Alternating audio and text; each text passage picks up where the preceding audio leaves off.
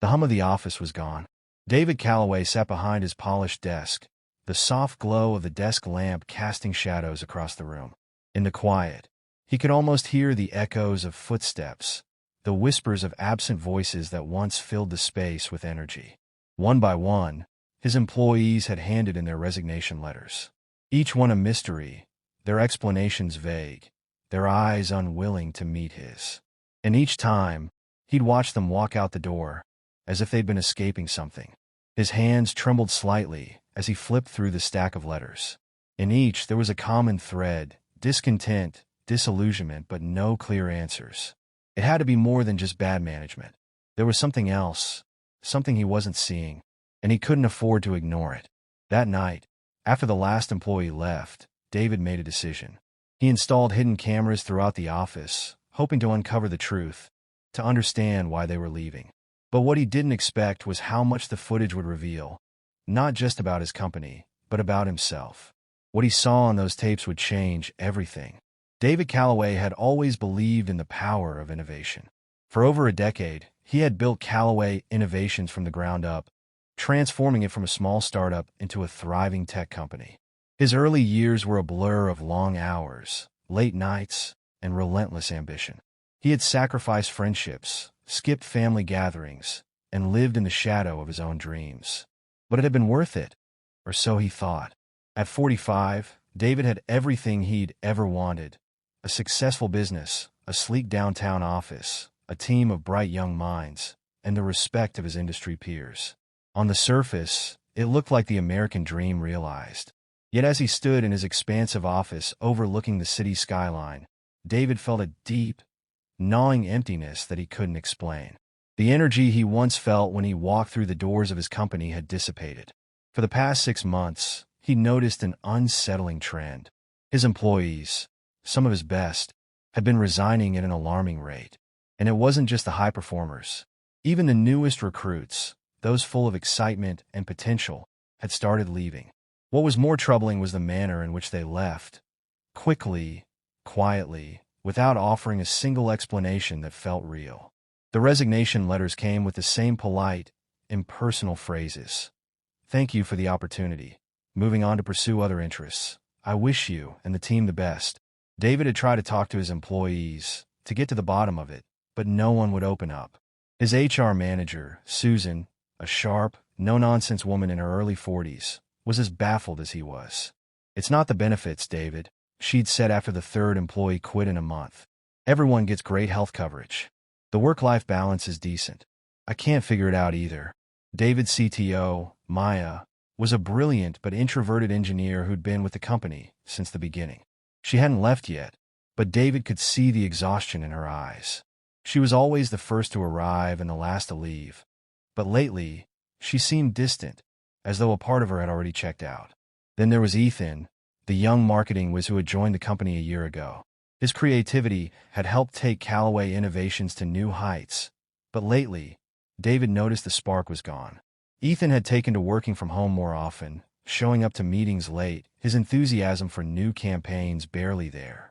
And still, the resignations piled up. The whispers grew louder. The company, once a place of vibrant energy, was now a hollow shell of what it had been. David had tried everything he could think of to stop the bleeding, offering more incentives, team-building exercises, even adjusting company policies. But nothing worked. That night, as he sat alone in his office, the weight of it all hit him. He had given so much of himself to this company, to these people, but something had gone terribly wrong. The question that haunted him was not just why they were leaving, but why no one had come to him with the truth. He needed answers, desperately, and he was willing to go to any lengths to find them. David sat at his desk long after the office had emptied. The buzz of fluorescent lights above him seemed louder now, a constant reminder of the silence that had settled in the space. He scrolled through his emails, responding to one or two, but his mind was elsewhere, lost in the swirling chaos of his thoughts. He couldn't shake the feeling that something deeper was happening within his company, something that eluded his understanding. The resignation letters kept coming, like a slow-moving storm, and every conversation with his employees seemed to skirt the issue. He tried asking Maya, tried asking Susan, but they never seemed to have the answers. It was as though an invisible barrier had formed between him and the people who once had their hearts and souls invested in the company. At that moment, a ping from his laptop broke the silence, an email notification. It was from Ethan, the marketing genius who had once been so full of ideas, but whose spark seemed to be fading with each passing day. David clicked it open, his curiosity piqued. The email was short. Too short. David, I'm sorry, but I can't keep going. I need to step away. Please don't contact me about it. I'm doing this for my own mental health. Goodbye, Ethan. David stared at the screen, his stomach tightening. This was the breaking point. Ethan had been one of the last to remain, the one person David believed would hold on, would fight through whatever had taken hold of the others. But now he was gone too, and David was left holding an empty promise of a future that never materialized. His heart raced as a thought crossed his mind. What if he was missing something obvious? What if the problem wasn't the work environment or the pay, but something internal? Maybe they were too scared to speak up, too worried about the consequences. Or worse, maybe they didn't think he would care enough to listen. David's eyes wandered to the camera mounted in the corner of the room. It had been installed earlier that day, the one he'd set up as a last resort. His initial plan had been simple: monitor the activity in the office, watch for patterns, see if he could uncover the cause of the exodus.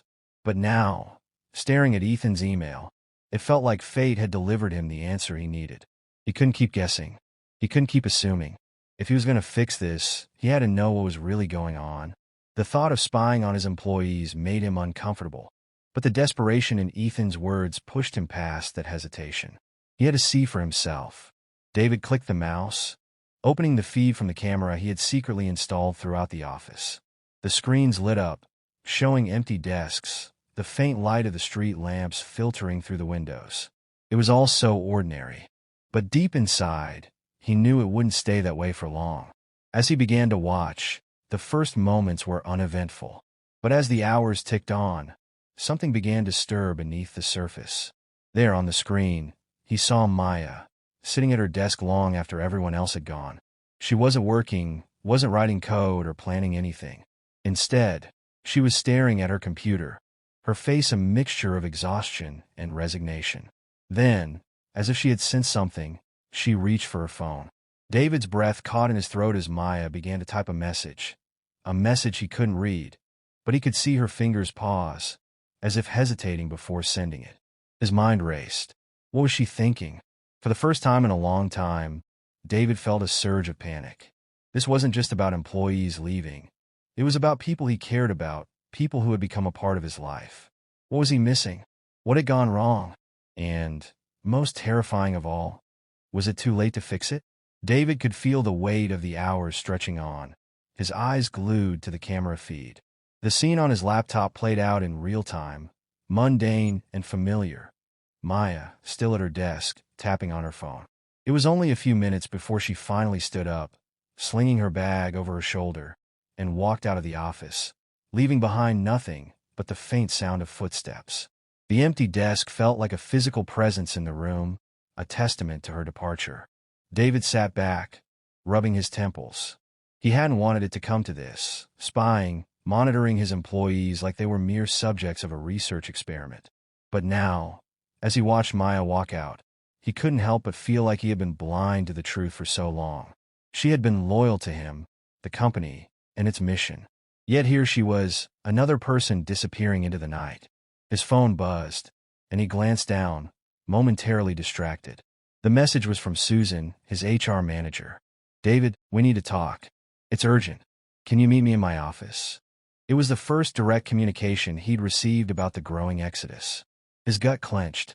He didn't want to deal with this now, not after what he had just witnessed, but he knew he had no choice. If he was going to get to the heart of the problem, he had to start somewhere.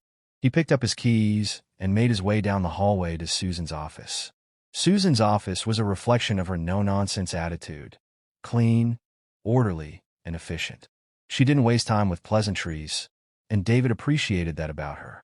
She was always straightforward, and tonight, her face was taut with concern. Sit down, she said, motioning to the chair across from her. She looked more tired than usual, her brow furrowed as though she had been wrestling with a problem too long. David sat down, his pulse quickening. What's going on, Susan? She exhaled sharply.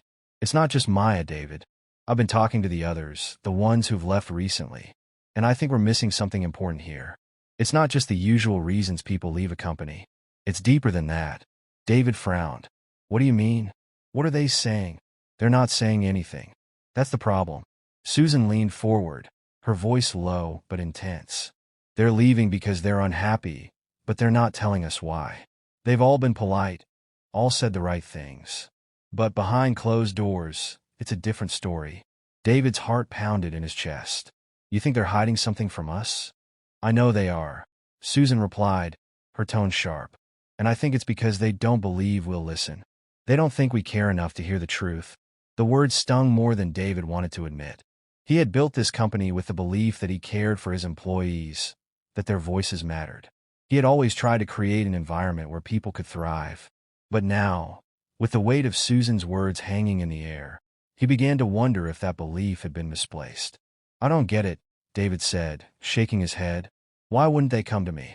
I've always encouraged open communication. Susan's eyes softened, but there was a sadness in them. David, it's not enough to just encourage open communication.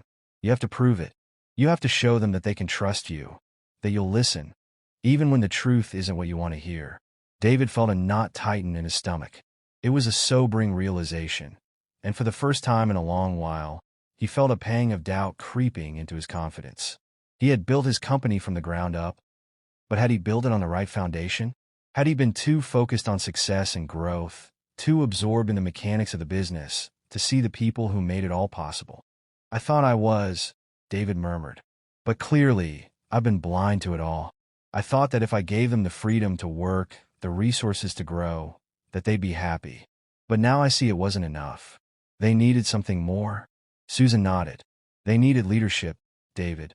Not just the kind that's focused on results, but the kind that connects with them on a human level.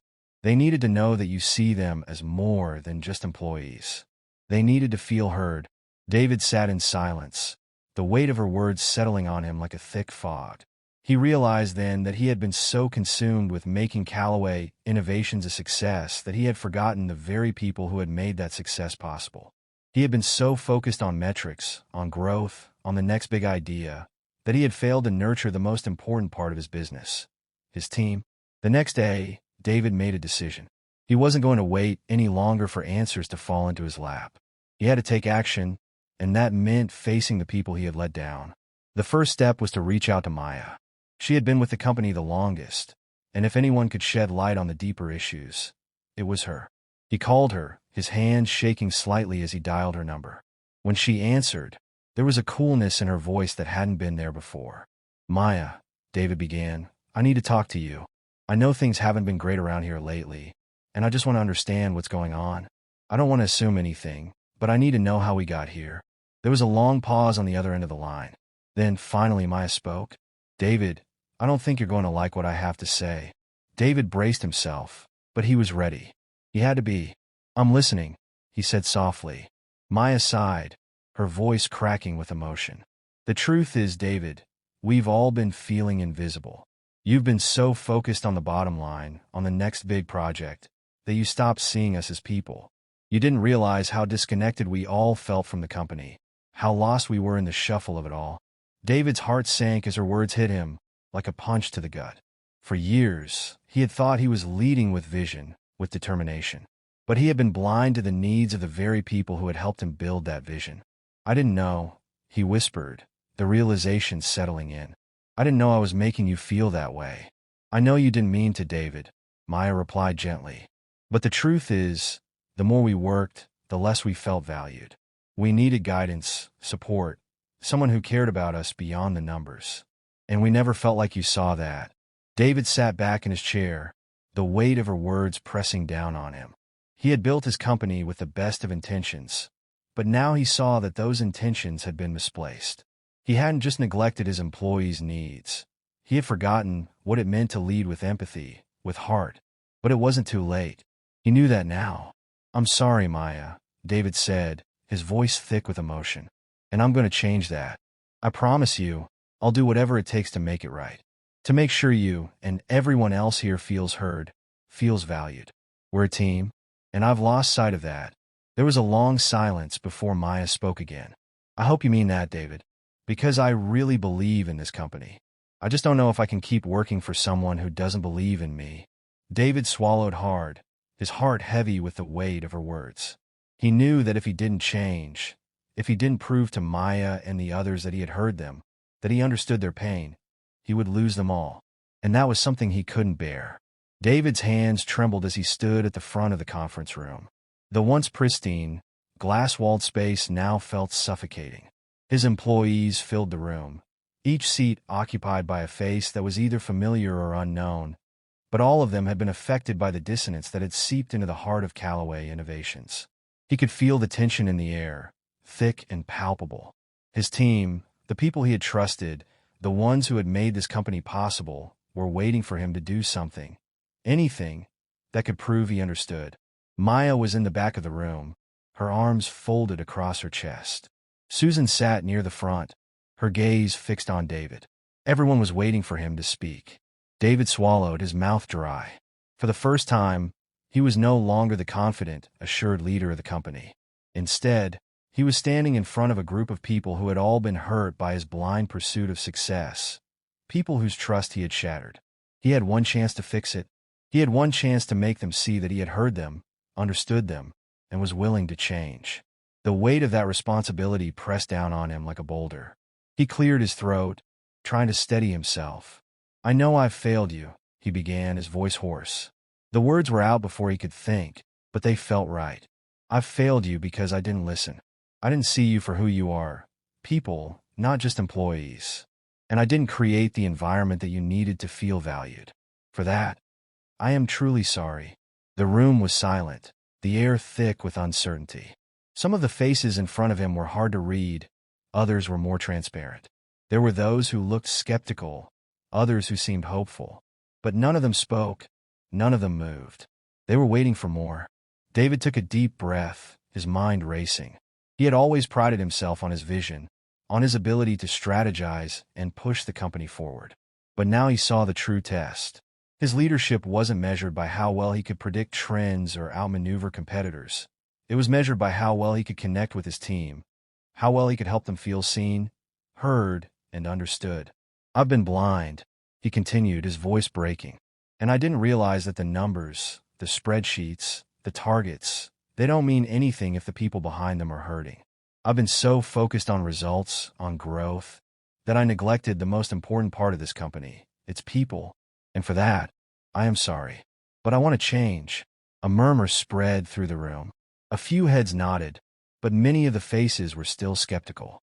David could feel the weight of their judgment, and it gnawed at him, the raw vulnerability of standing here, admitting his shortcomings. He had spent years building Callaway Innovations, but the foundation of that success had cracked, and he now had to rebuild it from the ground up, brick by brick. "I understand if you don't believe me," David said, his voice steadying. "I've made promises before. I've said the right things but never followed through. But this time, I'm not going to ask for your forgiveness right now. What I'm asking for is a chance to prove that I can do better. That I will do better." He paused, looking at each face in the room, his eyes scanning for any sign of recognition, any sign that his words were getting through. He could feel the weight of the silence pressing on him. "I'm committed to changing the way we operate, to changing the way we communicate, and most importantly, to changing the way I lead. I want to work with each and every one of you to create an environment where you feel heard, where you feel supported, and where you feel like more than just a cog in the machine. We're a team, and I've lost sight of that. But I swear to you, I will do whatever it takes to earn back your trust." The room was still, every person waiting for the next move. Then, slowly, Maya stood up from the back of the room. The movement was deliberate, quiet, but it sent a ripple through the crowd. Her eyes locked on David's, and for a moment, the world seemed to stop. The tension between them was palpable.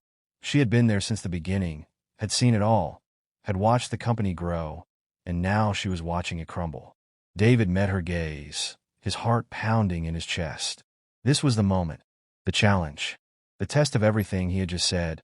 Maya's voice broke the silence. "You've let us down, David," she said, her tone measured but not without emotion.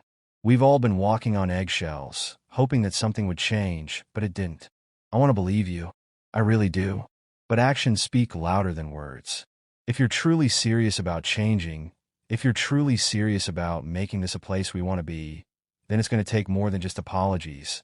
David nodded, understanding the weight of her words. You're right. I can't fix everything overnight. But I'm asking for the opportunity to show all of you, that I'm willing to do the work. It's going to take time, and it's going to take all of us. The room was still, but something had shifted.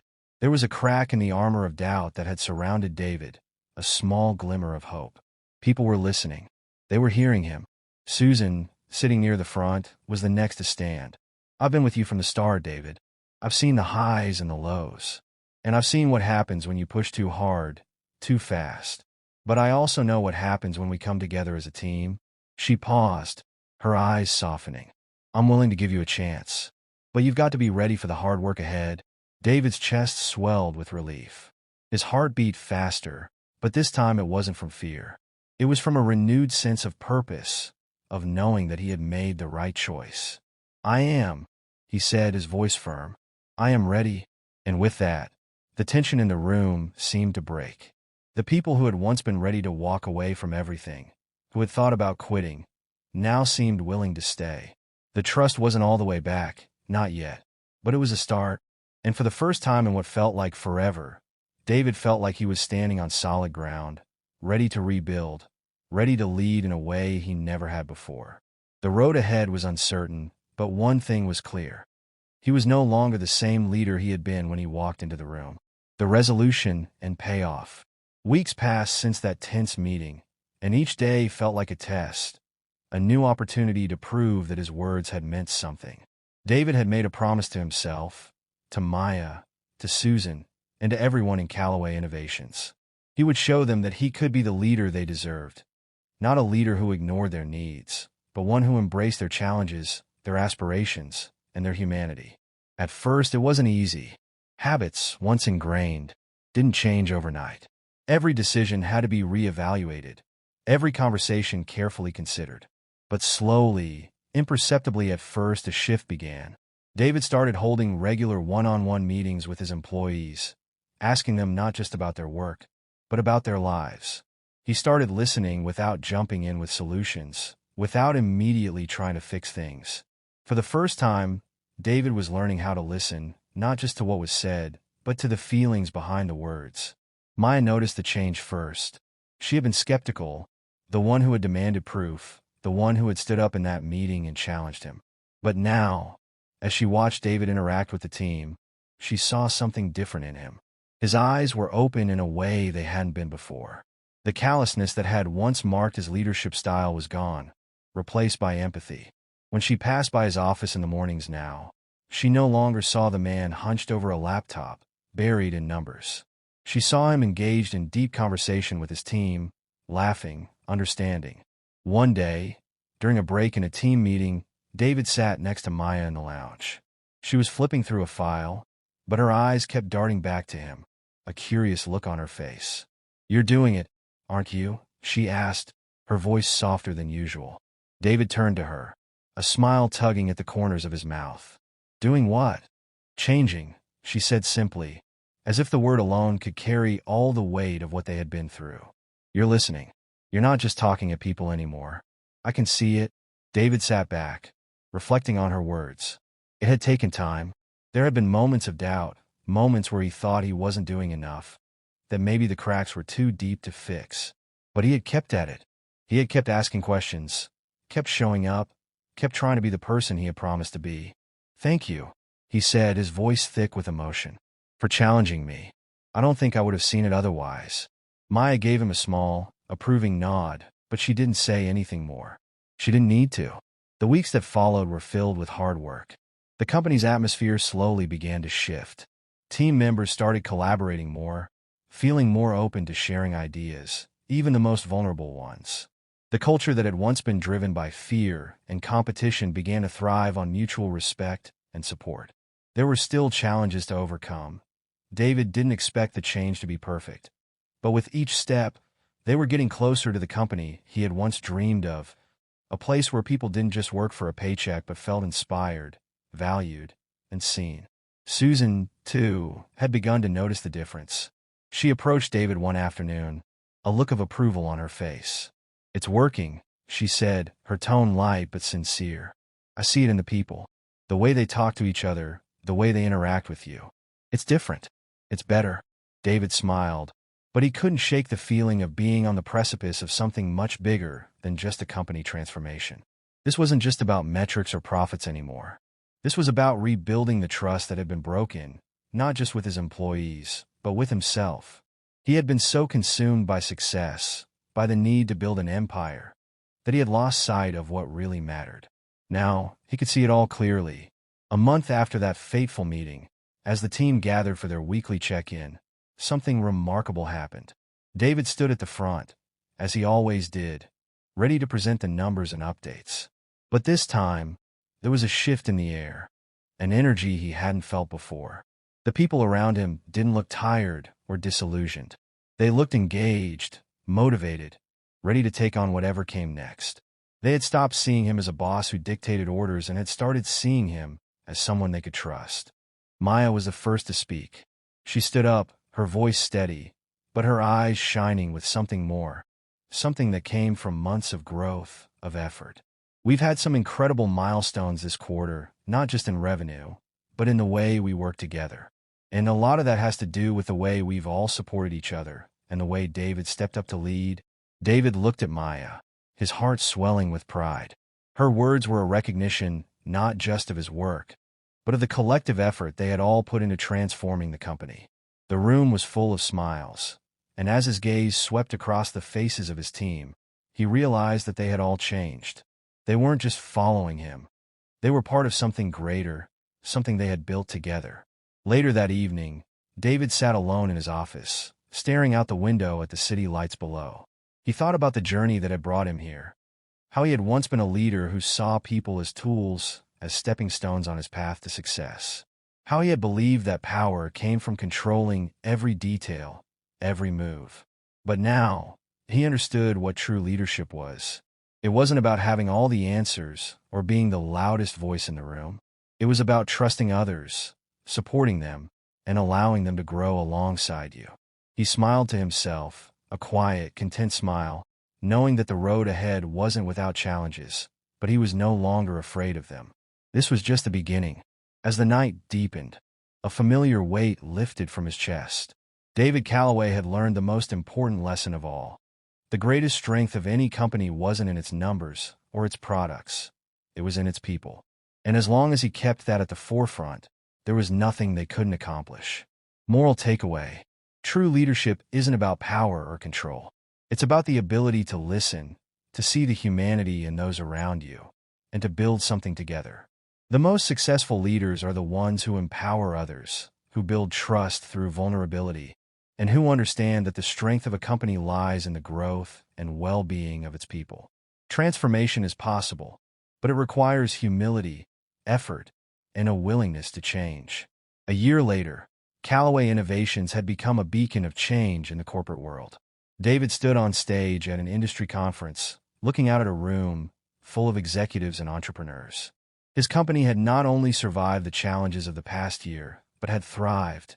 Its profits had soared, its turnover had plummeted, and most importantly, its culture had transformed into one rooted in collaboration, empathy, and mutual respect. As David spoke, he reflected on the journey, the challenges, the setbacks, and the lessons he had learned along the way.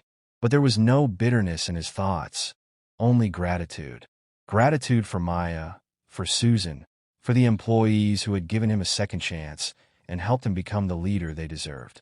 "We're not just about numbers," David said into the microphone, his voice steady but full of emotion.